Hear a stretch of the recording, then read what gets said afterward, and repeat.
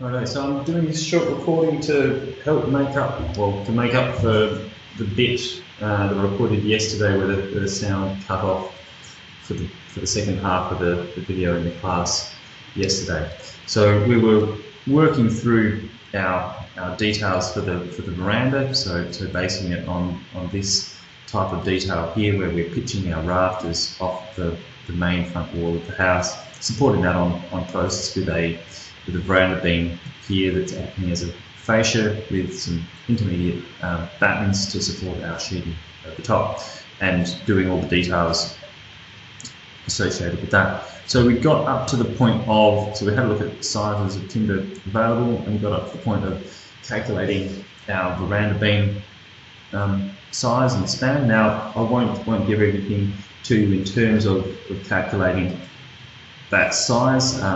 Many of you have already completed timber framing code, so you should understand the timber span tables fairly well.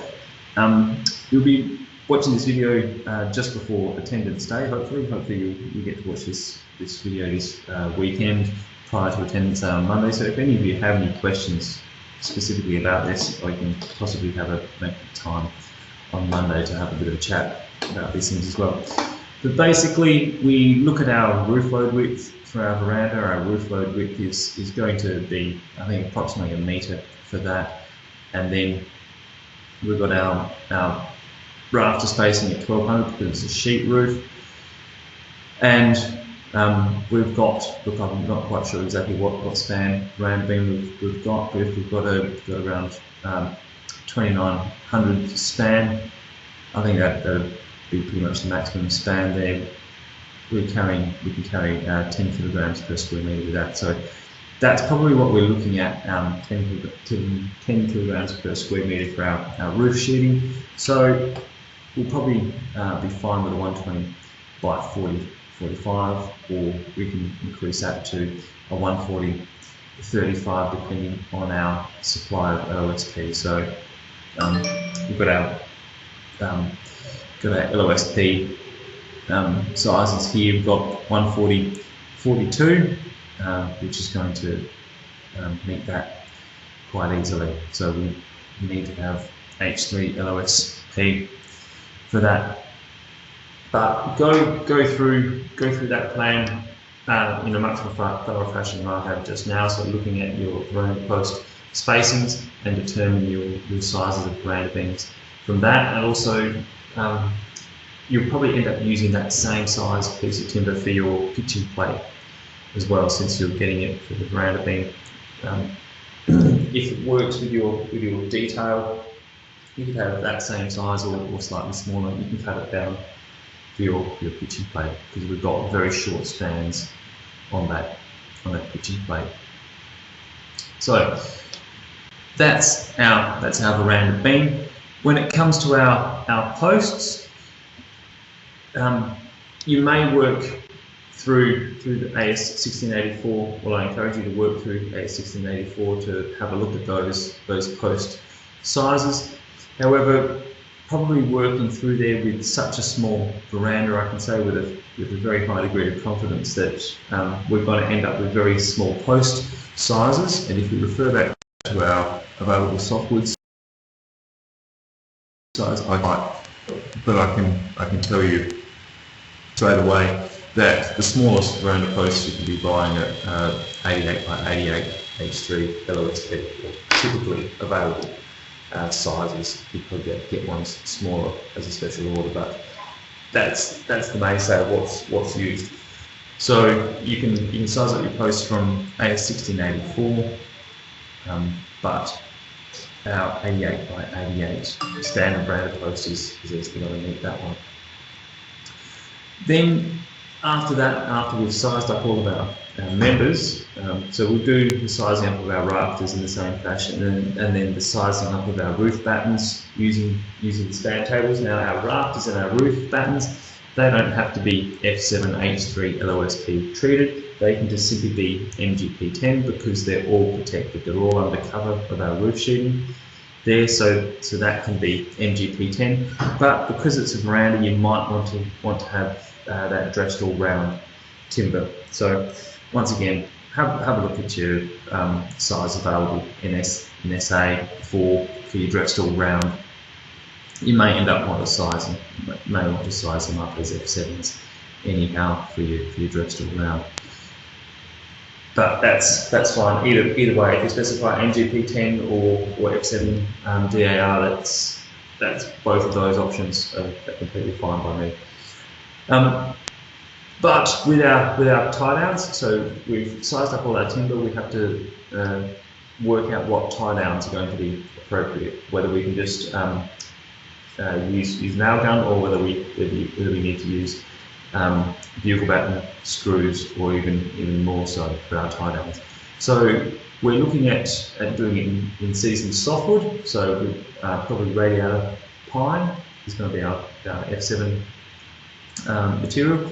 So we're looking at a joint group of JD4, because we'll be buying only seasoned timber. We won't use unseasoned timber, which is that's the main stage. You buy seasoned timber because it's dimensionally stable and it's better for fixing into. So for construction we use seasoned timber. And once we know our joint group, then we can determine we can use that to help us determine what tie downs we need from our batten to our rafter, what tie down we need from our rafter onto our pitching plate and veranda beam, and then once again veranda beam and pitching plate. Now I show these two options because one of them is using a joist hanger, so you may want to use a joist hanger between your rafter and your pitching plate. However, a nice detail is also where you use a number 14 type 17 bugle batten screw. So you use two of those through your veranda beam into your rafter. That way you don't have the visibility of your joist hanger on that rafter. You have a very nice flush fix.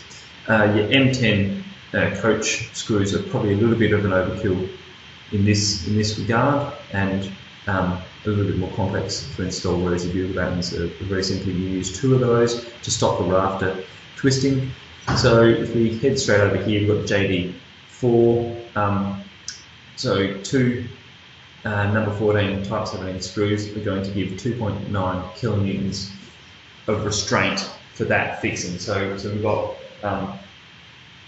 so you'll go through and you'll determine your uplift, and then look at how many kilonewtons of restraint you'll have to have on your rafter, and then you'll see whether two bugle batten screws will meet that. If not, you might want to go to three. So to determine our uplift, we're going into the tie down section for that. Here, so we have to have a look. So this is a snip from AS 1684. So we're looking at N2 and sheet roofing. Within 1200 millimeters of the edges, you've got 1.84 kilonewtons of uplift per square meter. That within that 1200 millimeters of edges, I just apply that to the whole roof. Certainly in this situation, because our veranda is only about a metre wide, all of it's going to be with 1200 millimeters of averages. So you multiply the size of square meterage acting upon your tie downs, and then you get that figure. So we're looking at 1.84 per square metre.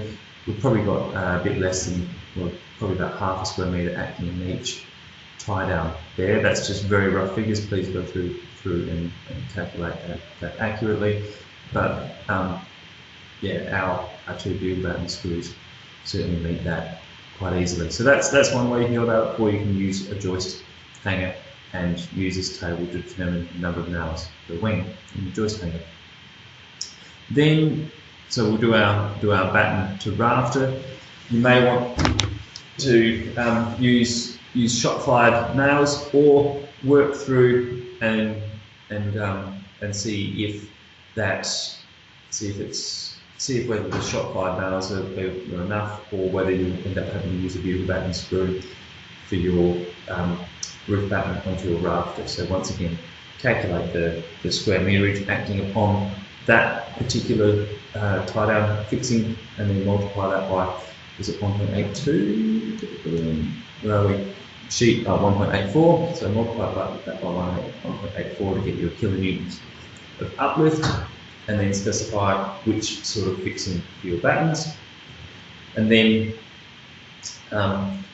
you will have total uplift happening at your at the base of your veranda post as well. So that's going to be this uplift load width at half of that veranda acting on that, and then you will determine your fixings through your from your post stirrup into your post. But typically, if you go to the private site, they will tell you that you have to use 2 M10 coach screws, and if we work back through AS 1684, that's going to be far more tie down than what's actually required, because we're building a very small veranda.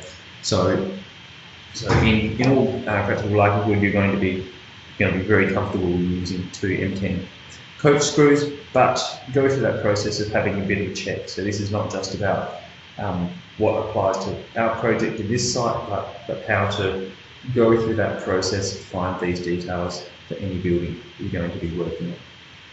So that's the bit that got chopped off the end of our video in the other session. Once again, if you've got any queries, please let me know, and hoping to see you all on Attendance Day on Monday. Thank you.